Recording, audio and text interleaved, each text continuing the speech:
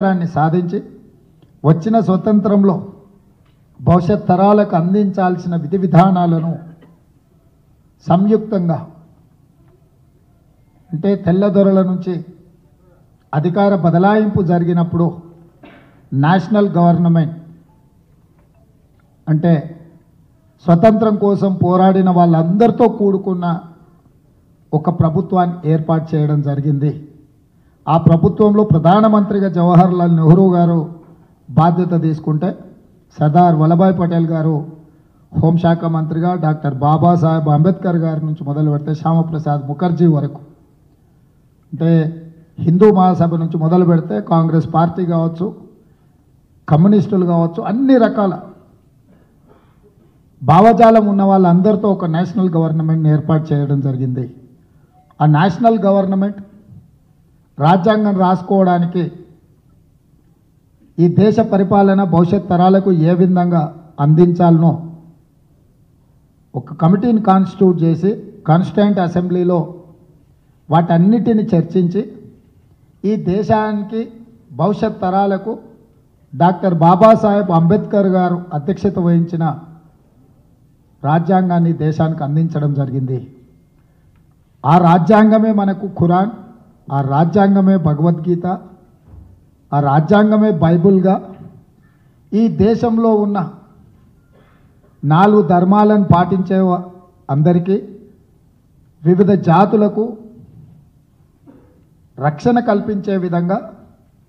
సమాజంలో నిర్లక్ష్యానికి వాళ్ళ యొక్క సమాజంలో వాళ్ళ యొక్క గుర్తింపు కోసం, గౌరవం కోసం, వాళ్ళ అభ్యున్నతి కోసం అన్ని రకాల విధానాలతో కూడుకున్న రాజ్యాంగాన్ని జాతికి అంకితం చేసి ప్రజల చేత ప్రజలే ఎన్నుకునే ప్రభుత్వాలు ఏలాలి, పేదవాడైనా ప్రధానమంత్రి అయినా ఓటు హక్కు ఒకే విధంగా ఉండాలి, ఈ దేశంలో ప్రతివాడు తమల్ని పాలించే వాళ్ళని ఎన్నుకోవడానికి ప్రతి 5 సంవత్సరాలకు అవకాశం కల్పించాలి, అందులో కేంద్ర రాష్ట్ర ప్రభుత్వాలు విడివిడిగా ఉండాలి, కేంద్ర ప్రభుత్వము కొన్ని అంశాలను,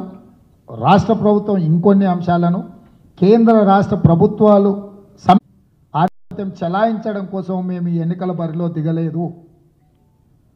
3 తరాలు ఈ దేశం కోసం ఆత్మ బలిదానాలు చేసుకొని త్యాగాల పునాదుల మీద ఏర్పడ్డ గాంధీ కుటుంబము వాళ్ళ నాయకత్వంలో, మల్లికార్జున్ ఖర్గే గారి నేతృత్వంలో ఈరోజు ఎంత దాకైనా కొట్లాడాలి అన్న ఆలోచనతోటి ఈరోజు కాంగ్రెస్ పార్టీ ఈ ఎన్నికల బరిలో దిగింది. ఒక రాజకీయ పార్టీ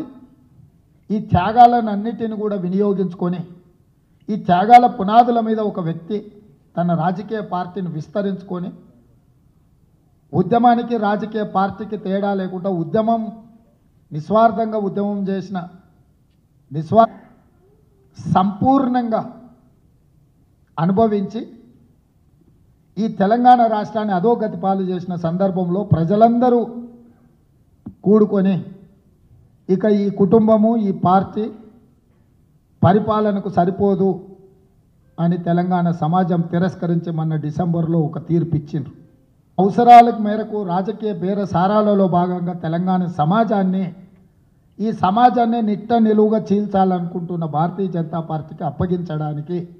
భారతీయ జనతా పార్టీకి రాష్ట్రాన్ని అప్పగించడానికి ఒక కుట్ర జరుగుతుంది.